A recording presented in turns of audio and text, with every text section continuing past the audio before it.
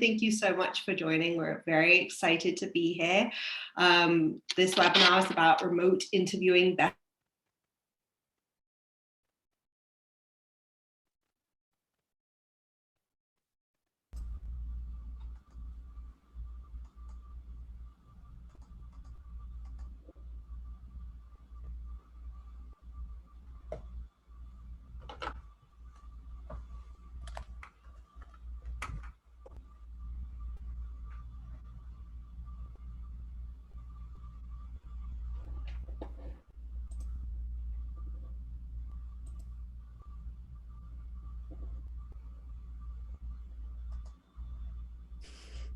Hey everyone, it looks like Sophie is frozen. We're gonna give her just a minute to come back. Sorry about the small delay.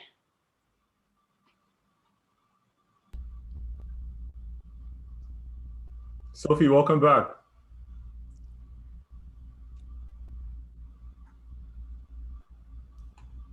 We lost you for the last minute, so. My apologies. Apparently my internet has only just started to act up, even though it's been fine for the past few months. So just to re-step a little bit, as I was saying, candidates take a lot of time off of work to go through very lengthy and stressful processes. So we really want to ensure everyone has the best experience possible, even if it doesn't lead to working at that company. So this webinar is hosted by SingleSprout. We're a tech-powered recruiting firm that focuses on growing tech teams that are solving some of the world's most challenging problems.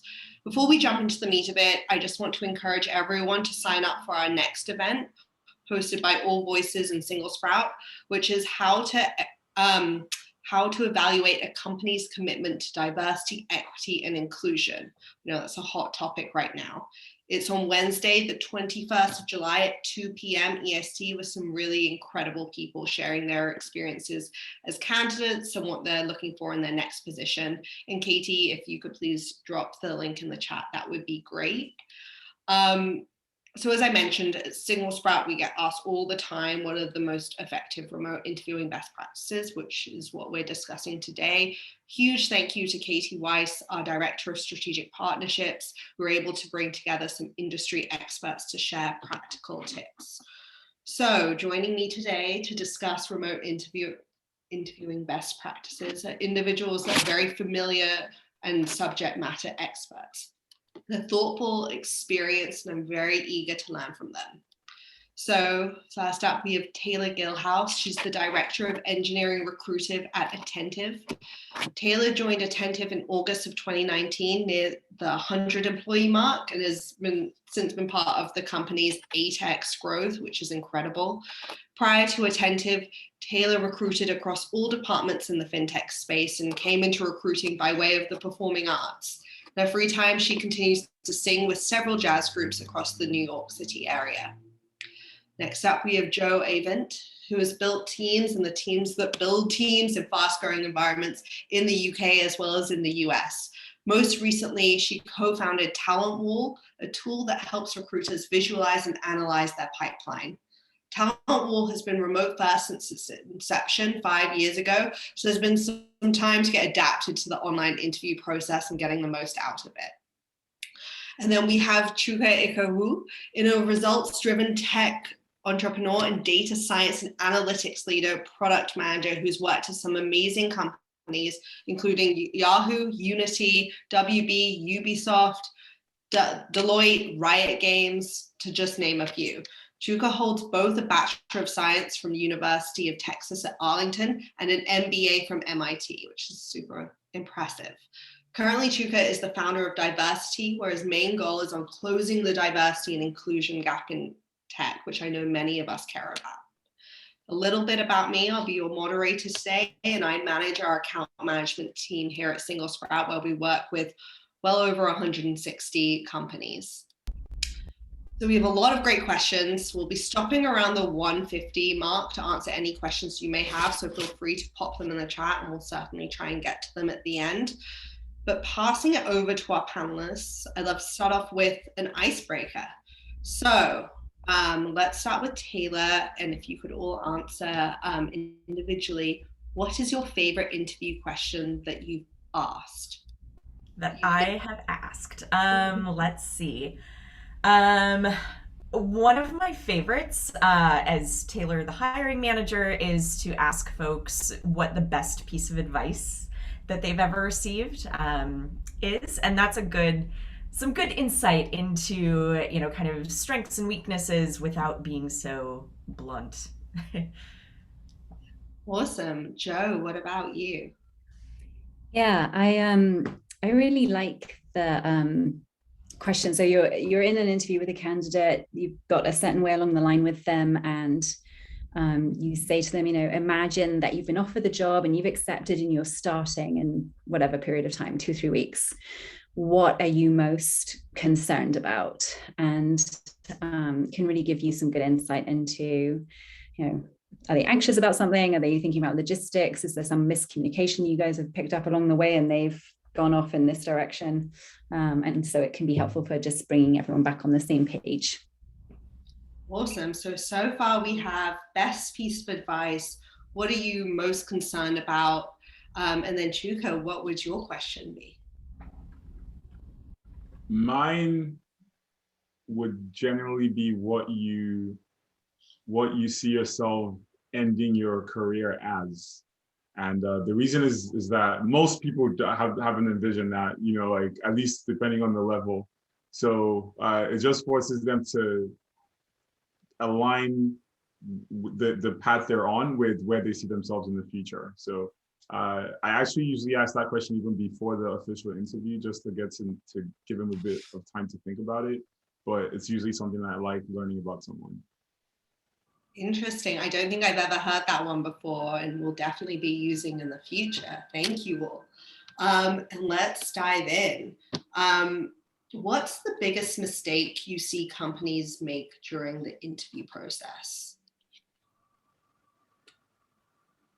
I could start with that one if that's okay. I think for me, I'm just going to say that as a person of color, that will obviously play into some of the responses I give, because we're in a world where inclusion matters more than ever. So one thing I would say is forgetting to sell as well. I think it's easy to think that if someone applies to our job or takes an interview with us, that we're the only ones for, the company's the only one for them, and forgetting that it's a two-way street. And that little do you know that they may be interviewing with other companies, some of which may pay more or have even better perks. So, and not always asking, are you interviewing anywhere else? Typically that question gets asked by, the lead recruiter or the HR rep, but I think in the interview itself, it's important to remember that we're selling to them as much as we're expecting them to qualify their candidacy for us. So, it's very key to consider those things. I do think that in the case of differently abled folks or underrepresented minorities, it is important to acknowledge that the industry as a whole is still very disparate in terms of the gap. So it's important to be clear that you are an organization that does value equity and inclusion. And so, some folks would be surprised at how many of the candidates we work with that say that one thing that stood out to them and why they decided on this particular company was because they were doing something that was in the line of being more equitable and inclusive. So it's not something to fall asleep on, I would say, especially when it comes to underrepresented minorities. Awesome. Thanks so much for that answer. And we certainly have several more questions for you about a URM experience, and I'm very, very excited to hear more about it. Joe, do you have anything that you'd like to add?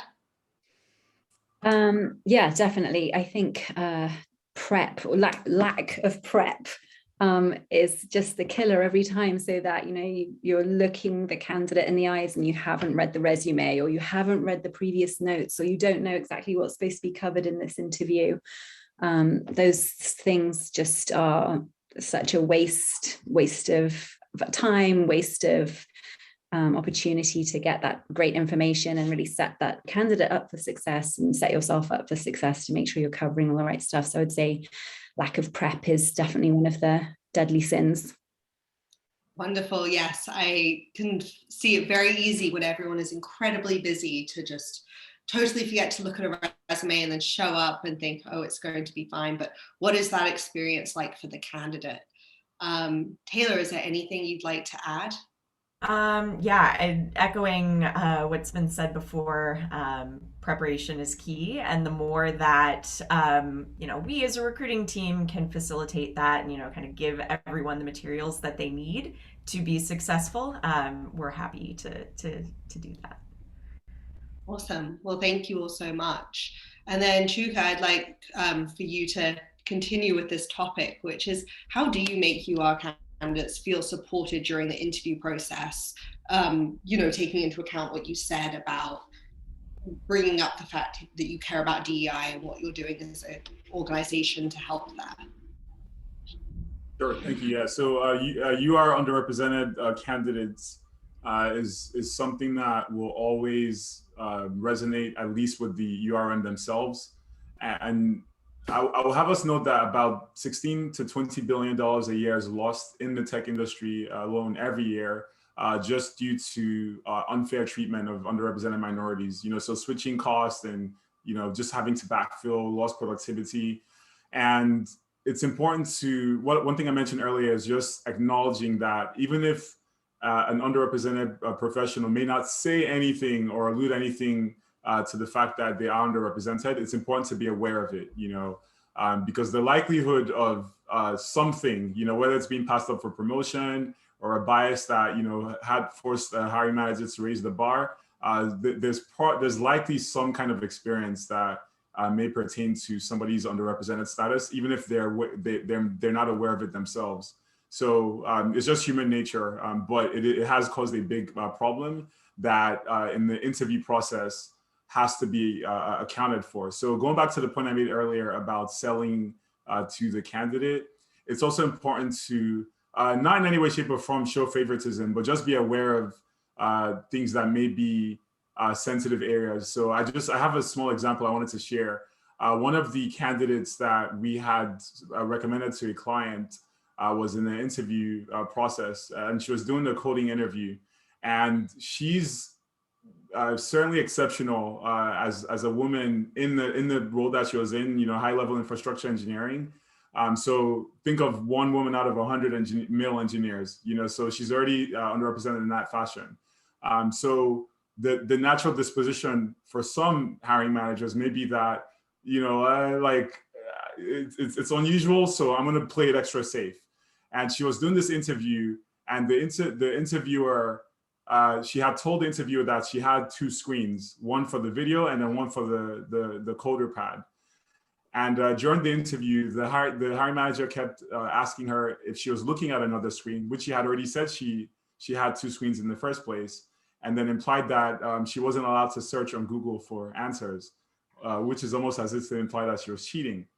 So he did that twice, and she canceled the interview on the spot and pulled herself out. She has a great job now with some other company, and it was the loss of the client themselves. And that sort of thing happens in other subtle ways. You can call that a form of microaggression or whatnot. But I think it's just being aware of those things that may make someone who has had to deal with these sorts of shenanigans in their career aware that that's not something that they're going to have to put up with, you as an organization.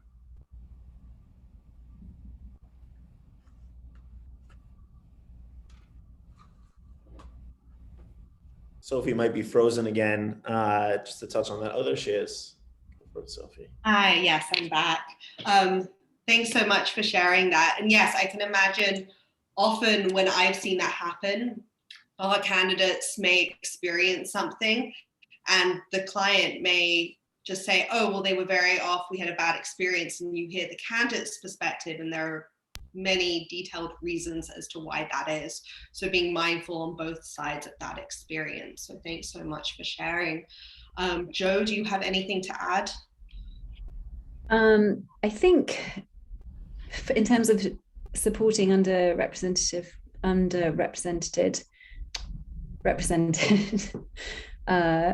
people, I think a lot of it is the same on Zoom as it would be, for real life as well, where you're really taking the time to understand a little bit about that person and the context and the day, and just even checking in with people in the very first instance is now a good time for you, especially with so many world events and news events that can pay into someone's ability to perform. So yeah, a small ad there, I think. Wonderful. Yes, I can definitely see sometimes you've no idea what's happening with the candidate. Taylor, do you have any advice or thoughts on this as well? Yeah, a couple of ways that we at Attentive have, supported underrepresented minorities throughout the interview process.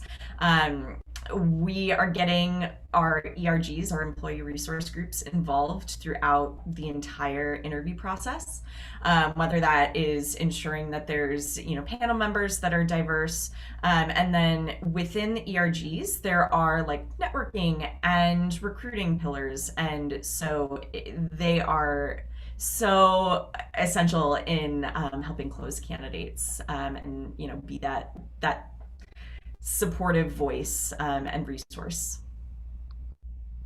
That's wonderful that Attentive is doing so much work there. Another question for you, Chuka, which is, how do you approach DEI when your company isn't as diverse as you'd like, especially now we're in a remote setting? That's a great question. I would say that, so let's say that my company is very diverse, so I have to role play here. So essentially, the first thing I would encourage is to acknowledge the why, right? To make sure that you understand the why, because if you see it as a trend or just as a compliance thing, then it's not really going to go anywhere. I think that there does have to be a built-in conviction around why it matters that my company is not as diverse as I would like. Not just because everyone's doing it or because it's Juneteenth is now a national holiday. I think it's just important to have that self-conviction, because if you don't, then you're just going to end up spinning wheels. So first of all, you may not understand why it's important, so a simple Google search will help with that, the importance of diversity and inclusion in the workforce, tech, non-tech. It's said that in the next 4 years, if there was better gender diversity, that the GDP of the workforce will increase by 12 trillion, which is more than double the American GDP. And that's gender alone. So I think it's important to just have a sense of the table stakes and the impact of being in a better place. So that'll be the first step. And then of course, the second step would be to understand what a better diverse organization looks like.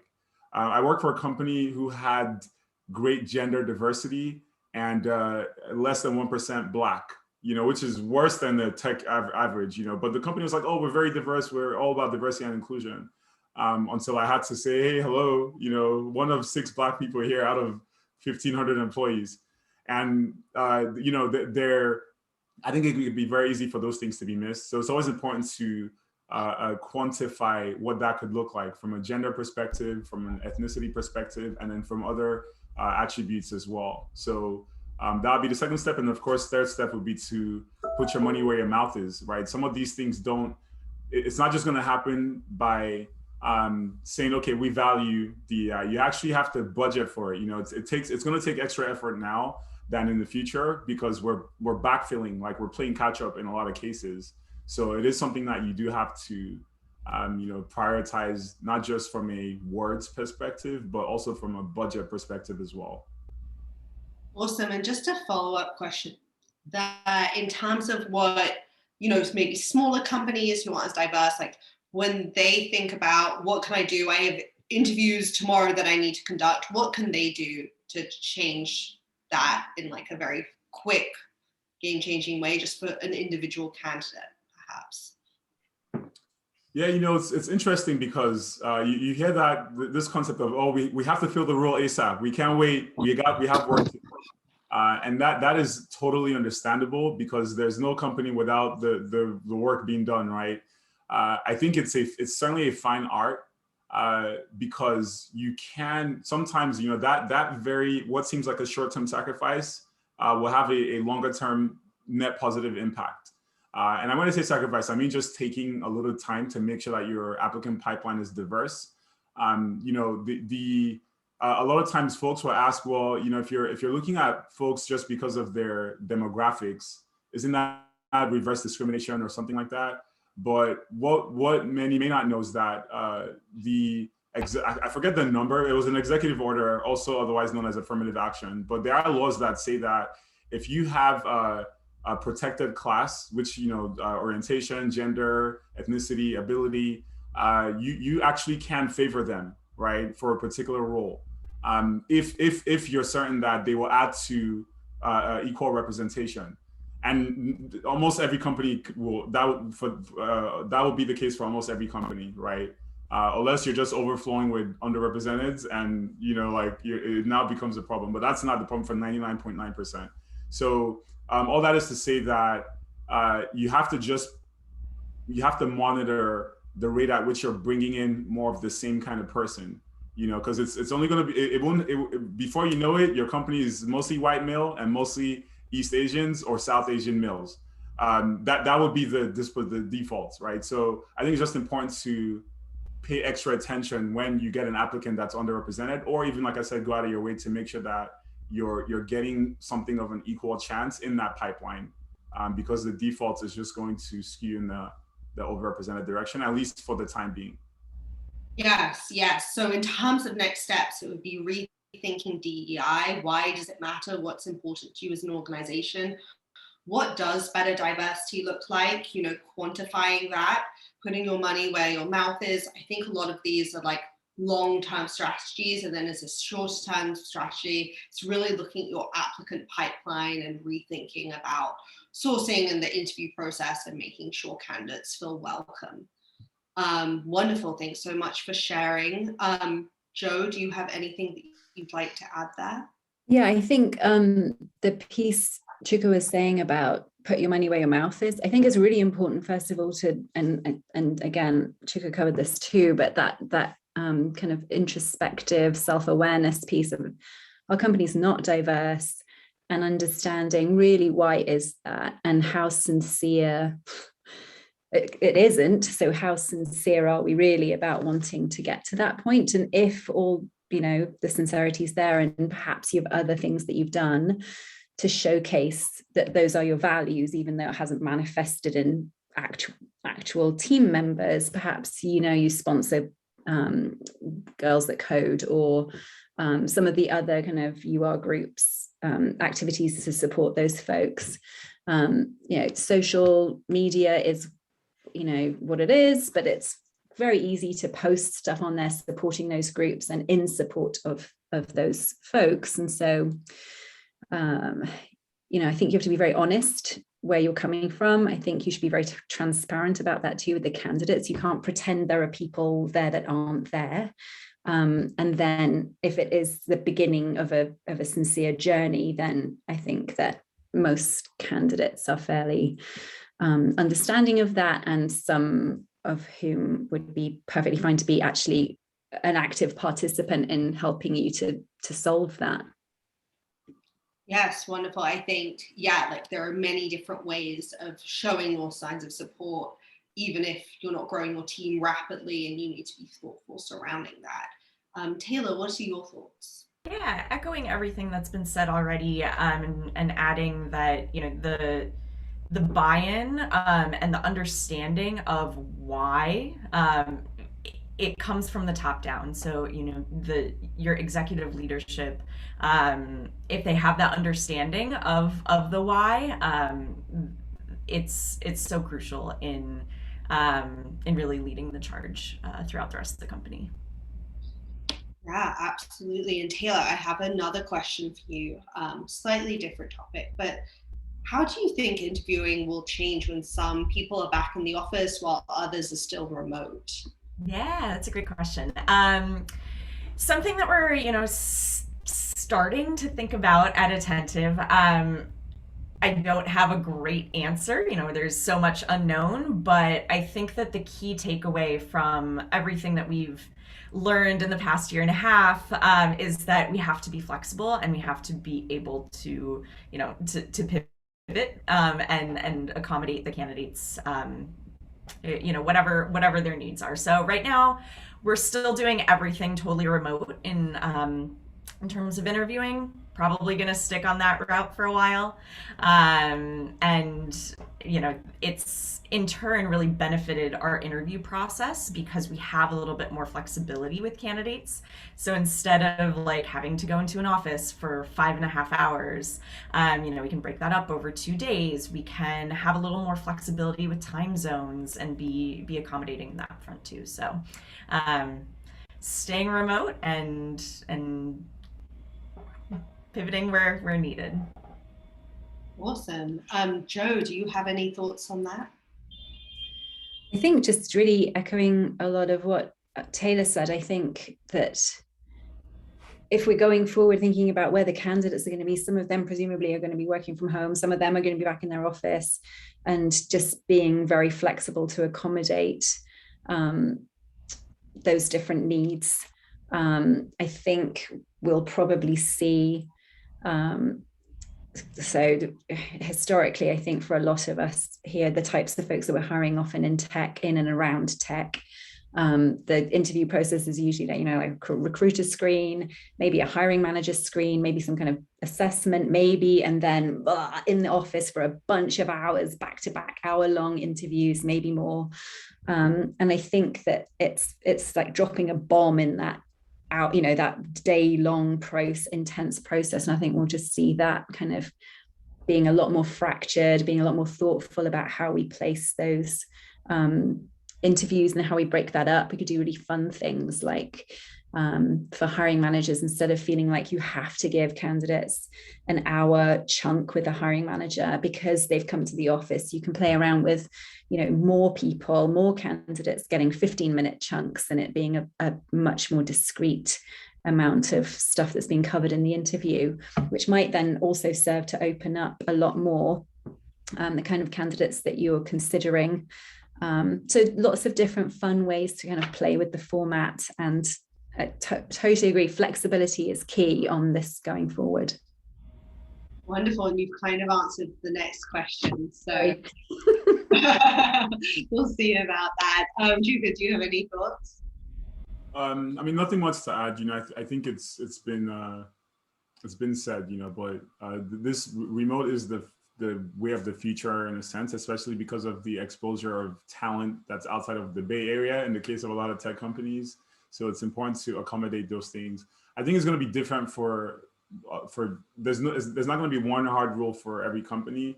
So it's more important for the company itself to take a stance as to the standard that it wants to, quote unquote, enforce for remote operations. And then whatever that configuration looks like, it's actually surprising how many companies I've talked to that still don't know what they plan to do or how they plan to approach it. And the things have opened up really already. So it's like this is the time to do what you're going to be doing for the rest of the foreseeable future. But I think the pandemic caught everyone off guard. I don't think anyone, even so-called prophets, couldn't anticipate this pandemic. So it's understandable that there's going to be a lot of scrambling yet still, but I think it's important to just take that stance and make sure that you have your a set standard as to how you're going to accommodate remote operations. I like that a lot, the idea that you take a stance on a standard for remote operations, and so candidates know where they stand coming into it, and they can therefore assess, do I want a hybrid? Do I want to be fully remote? What does that then look for the interview process? Something that is something I think about a lot is if a company is open to interviewing remote candidates, but they themselves are back in the office, are they okay with interviewing every candidate remotely, even if the candidate is in the same place, to give everyone that like equal opportunity, because it can be different in person versus everything remote. And this kind of feeds into the next question for just some like quick takeaways for everyone who's listening in. And Joe, I'm going to start with you on this one.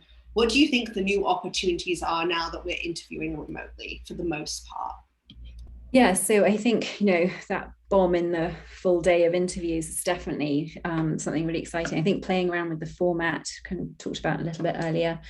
I think things like webinars and introducing those into the hiring process, it's a couple of years ago when everyone was talking about video and videoing teams at work, and it's slightly different and trickier to do that now, but you can do webinars where you coffee with the hiring manager and just getting a chance to kind of meet folks in a more informal way. I think the kind of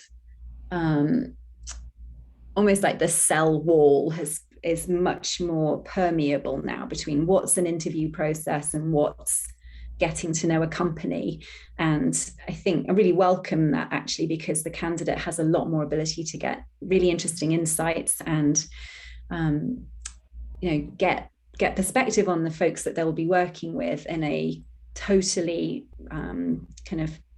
less stress environment where it's not an interview situation. And so in theory, it could be a lot warmer and more natural and maybe more telling as well. So I think there's lots of techniques to use, with various online tools to play around and just give folks a different way to connect as well. Yeah, for sure. I can definitely see that with the format of the on-sites, 6-hour on-sites hopefully will be a thing of the past, and at least it's broken up into maybe 2 days or 3 days, or there are more breaks in between and more on the candidate schedule, as well as really rethinking at what point do you sell, at what point is it a little bit more informal versus formal. Chuka, do you have any thoughts on that? Nothing to add. I think I would have said the exact same. Wonderful. What about you, Taylor? +1 to everything that's been said already. Sounds good. So as we know, hiring is so important, and each role can touch on so many different parts of an organization. Joe, I'd like to start with you on this one, but how do you decide who'll be part of the interview process? Now everyone is remote, and then there are so many stakeholders in this. Yeah, I'm a really big fan of the pairing interview. And so I think that's also works really well as a Zoom situation as well. But I think that gives you a lot more options. I guess where you would start first with that is to think what's being covered, and then kind of figure out who the people are to cover it, and make sure you have, where possible, obviously, diversity within that group.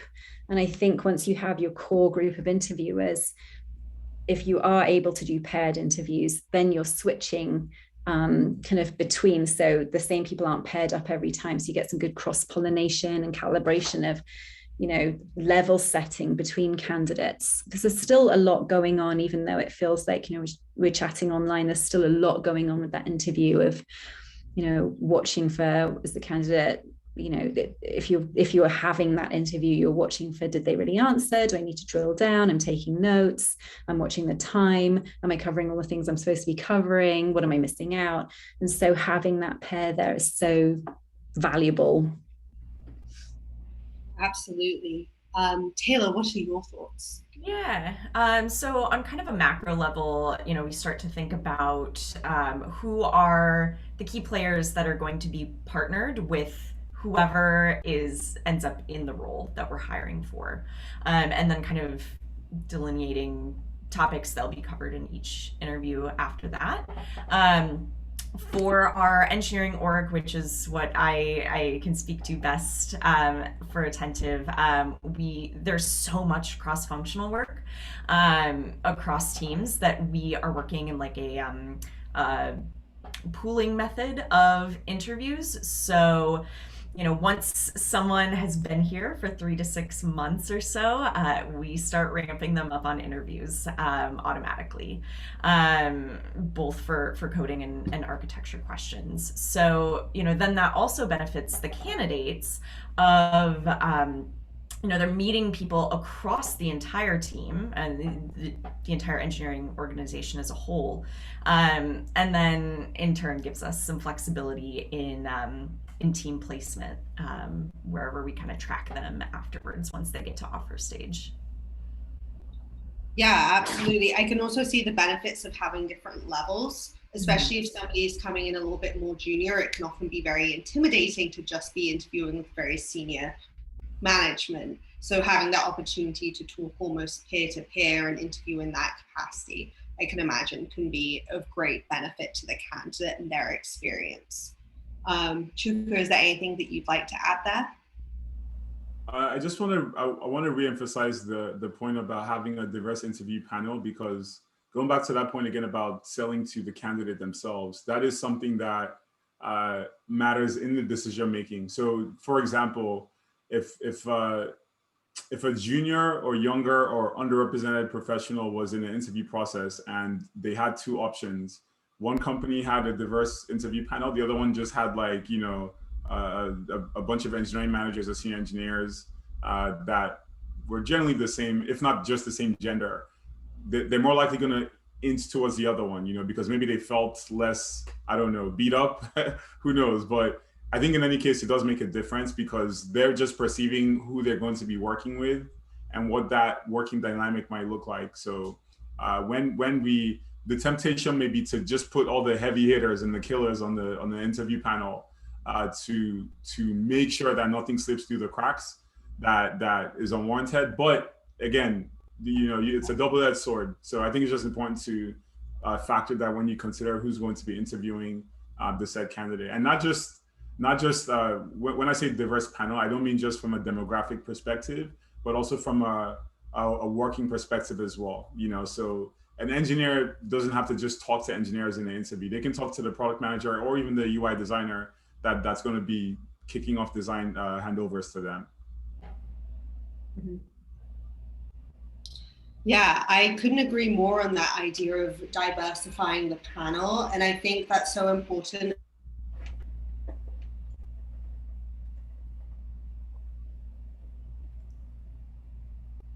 Sophie's frozen again. That's okay. She'll jump back on in just a second. There she is. Yeah. Yes. Let me finish my thought there. Thanks, Natan. So sorry about my internet connection.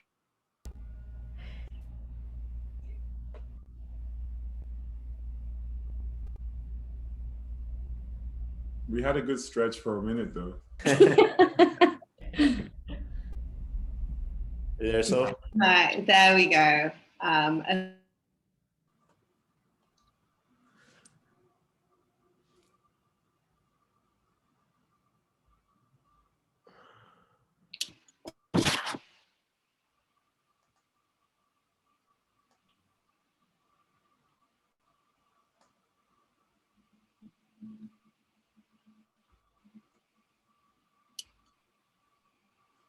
You there?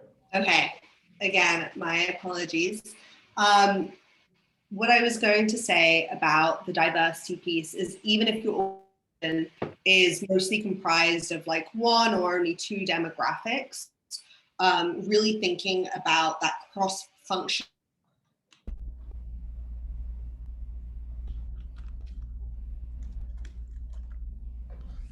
Technology gives and it takes at times. She'll be back I'm not sure what Sophie was going to say. And Sophie, when you come back, just feel free to interrupt me. But picking up, I think, on just building on what everyone else has said, I actually really like to sometimes throw a more junior person in to interview a more senior person in that pairing situation, especially just to see, like, what's the dynamic? Does that senior, prospect, senior hire give due care and attention to the more junior person or the woman or the other minority person?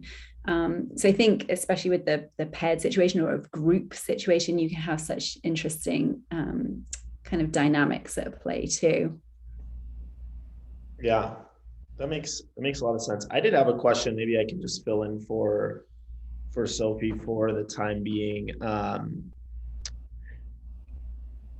How I guess in this time setting and like in the remote setting, is there anything that we've seen candidates do lately that we were like, wow, I'm really impressed that this candidate asked for this or said this, that maybe is a message to other candidates or even to implement into your interview process to get them through? I can just talk for 1 second. We had a candidate who just accepted, and I think as one of you just pointed out, they asked, hey, can I speak to more people? Can I speak to someone who just joined? Can I speak to someone who came in a little bit later and went through this process already? And at first I was like, and then we're like, why not, right? Let them get the most out of this experience and let them decide. So I'll push that back onto you three if anyone wants to jump in, if they've seen any candidates ask something or do something differently that stood out. Yeah, there's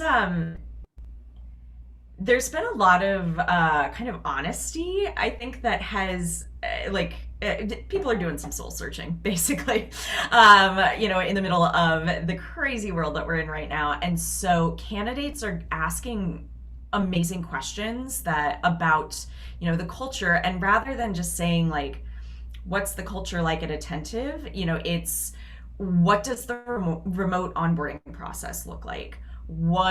How does the team continue to foster collaboration when you're in this like totally remote world? And asking, the things that matter most to them. And there's been candidates feel empowered to ask that, and it's a really awesome thing to see. I appreciate that honesty, and everyone is doing soul searching. Hasn't it been quite a time for the last over a year? And obviously we'll see that. What about you, Joe or Chuka? I mean, I would say initiative or above. I said above, not above and beyond, because just above could sometimes be a tiebreaker. But in a world where there's so many boot camps and there's such heavy commercialization of the MERN stack or the mean stack, and everyone knows React and JavaScript, it becomes a question of, okay, if you two are identical in this skill set, let's even say that both of you guys were underrepresented, what then differentiates, how do I decide who to go with if I only have budget for one? And in that case, the things that you didn't ask for, but that were put forth, I think is what can make the difference. And it's incredible how easy it is. Sometimes it's just saying, oh, I also really value the mission of your company, and I love what you guys are doing. Or it's saying, oh, I know this other person and they speak very highly of you guys, and I can really see myself fitting in because me and this other person get along. So it's not even doing extra work that will take hours of additional coding effort that wasn't asked for. I mean, that may not hurt, but I think in any case, it's just important to encourage our network, our candidates, to think of little or small ways that they could make themselves exceptional. I appreciate that. Yeah. Nothing major to add or really earth-shattering that I'm seeing. There's just that sort of fun, like, do you add a background or do you don't add a background, and how do you, like literally the Zoom background, like how does that play out? And if you don't add a background, are people judging you for your lack of background, or judging your background? And I've actually met a couple of candidates' dogs because they chose to not put a Zoom background, and so their dogs were in the room. So that's a big bonus that doesn't sway hiring decisions, but it does make the interview rather fun. Thanks for sharing that. Sophie, you're back. Yes, apologies. Like I mentioned, I've never had any internet problems until we just started this panel. So, there's a lesson in there somewhere that I'm looking to learn after this. But thanks so much for hosting while I was out, Natan. I apologize if you already asked this, but Taylor, I did have a question for you, which is, what questions do you wish interviewees would ask you more often? Yeah, I similar to what I was just mentioning about, kind of getting to the core of like what as a candidate is most important, and asking, whatever is the deciding factor for the candidate. I would love to know that, so then I can really help guide their process accordingly. yeah. So if an interviewee is very excited about something, very much asking about that, being direct and upfront about what their interests are. Exactly. I gave the example while you were away of, rather than asking what is the culture like, finding the things that are important within like this big umbrella of culture, and getting the answers that they want. Yeah, absolutely. And I think it's also important as an interviewer, back to Joe's point earlier, is coming prepared to be able to talk about those things as the interviewer. Coming prepared to sell, as Chuka was saying earlier, and say, yes, these are things we really care about. Chuka, the same question to you. Yeah, I was wondering if I'll be repeating myself, but no, there's not much I would add to that. I would say, I very much agree with the sentiments that have been made.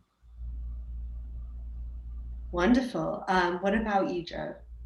Yeah, I love Taylor's answer around anything that they're passionate about. And I just wish philosophically that questions around work-life balance, parental leave, real life on the ground, company culture and dynamics. I wish that there wasn't quite the taboo or the stigma about asking those questions. People don't feel empowered to ask those questions oftentimes until they sort of feel like they're getting the offer, and then they'll sort of say, well, if I have to take my kid to the doctors in the morning, do I have to take a day off work? And you think, oh gosh, just ask. And no, you don't. So yeah, I broadly wish that there was less stigma about all those work-life things. I think we've made some progress, but just wish it was. And that's not really on the candidates, that's on modern life, I suppose. But yeah, I wish there was much less stigma around that. Well, to that point, do you think it really comes up to the interviewer to create a space in which a candidate can firstly ask that question, or to bring up the benefits almost upfront, again, to Chuka's point about like selling initially, selling on those things that could be important to some candidates? Absolutely, 100%, yes. Wonderful. If you've got a great culture and you have flexibility like that, then proactively tell candidates about it, for sure. And at what point of the interview process would you advise talking about something like that? In the job ad, should be open and proclaiming it from the rooftops and putting pressure on other companies to do the same. So right at the beginning, really making sure that it is inclusive, that anyone who is concerned about creating a safe space where they can ask that pretty upfront. Yeah. Wonderful. Well, it is 1:50 and I did want to open this up for questions. So if anyone has any questions, please feel free to pop them in the chat below. I see that Natan has asked the first one. How do we advertise that upfront best to candidates so that we don't need to ask? I think the job description Joe kind of said, but Taylor or Chuka, do you have anything else that you'd like to add there? Yeah, we're also highlighting some of those things in our sourcing emails when we're reaching out to candidates, really kind of playing into those strengths of the benefits and different perks, and making sure that everyone feels like they have that space to be a human. Yeah, and one thing I'm seeing a lot of now is in the job description, the requirements and qualifications come last. Up front is what the company is about and why they're the best place for you as the person looking at it and considering applying, why they're the best place for you to work. And that could include your perks, it could include the work-life balance or the culture or whatever it is that you think makes you exceptional outside of just the day-to-day job function. So I do agree with you in that regard, that the job description is more powerful than we think. And that also goes for the language that can put off folks who would otherwise be qualified, because the temptation is that the hiring manager is just going to ask for everything and the best person, the unicorn, and then you end up alienating most of the people you actually need. So I think it's just important to, I'm not, not saying to have a low bar, but it's like pricing, you don't know the perfect price immediately. You have to make adjustments and assessments. So it's okay to tweak as you see fit, but it's just important to make sure that you're not setting yourself up for becoming a homogeneous team. I actually have a personal story to share, which is very much off of your point, which is over here at SingleSprout, I'm a DEI lead, and one of the tasks I had was to review all of our job descriptions and make sure they were up to the DEI language, but also inclusive. We make sure we're capturing everyone that I can. It's not trying to lower the bar, as it were, but more open it up to make sure we're getting all of that extra talent that we could be missing out on. It actually only took a couple of hours, and we're hiring across quite a few different roles right now. So definitely, if there are any hiring managers, HR people listening in, this is really a quick win of really opening up your filters whilst really still maintaining that quality. I think there are some studies that show that just on the gender side, men are much more likely to apply for things that they don't fit all the requirements for versus women, typically speaking. So really rethinking about what is an absolute must-have versus what's a preference for will really help open it up and diversify your sourcing and the candidates who come through. Are there any other questions? Because if not, I'm more than happy to ask one more.